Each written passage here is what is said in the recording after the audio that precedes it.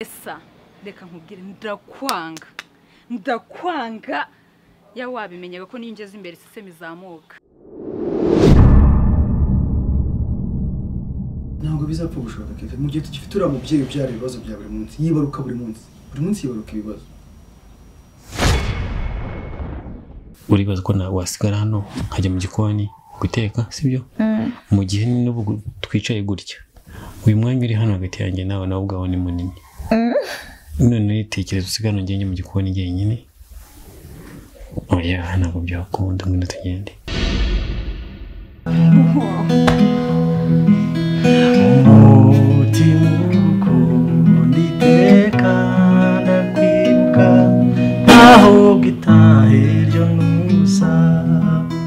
Zimubwire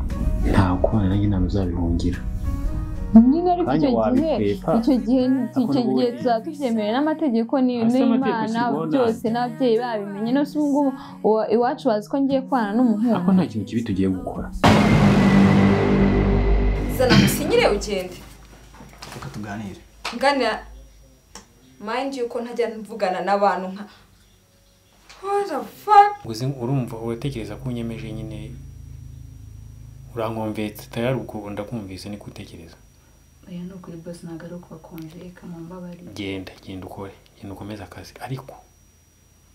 ugabanye ingendo urimo reka nshaka umunsi noneho nzaze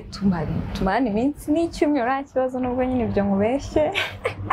none bizwa musaza wanjye rwose namara iminsi ngaye ntarara mu rugo ngo abyemere yahita aza kureba aho naraye cyokoza wenda nijoro rimwe sari cyozo ahubwo mva nkubwire ku kazi ntago boss yabura uje ukamubwira ngo uraririmba uranacuranga ntago boss yabura kubyemera kuko akunda ibintu gushimisha abakiriya be akunda nyine abashaka ibyo abakiriya bashaka nawe nibyo abashaka arakoze cyane boss okay bagatana nzazinduka boss yaseye bigeze nko barantwari bukavu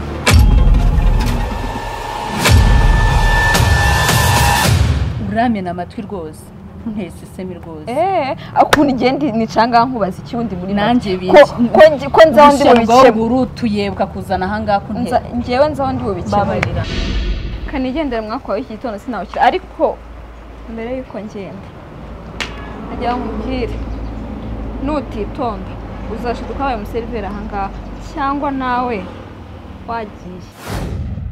Ako mana munatekereza no kwirukana uriya mukobwa ese kuki basigiriye impuye boss inshuti yawe urabona se uriya mukobwa arimo kumujyana hehe basi wimbwira nawe mubwire neza se ukwiriye neza gasa Imana ikubabarire ngaho cishwa gendaza gusa ngiye ntago nkwanga ntago nyanga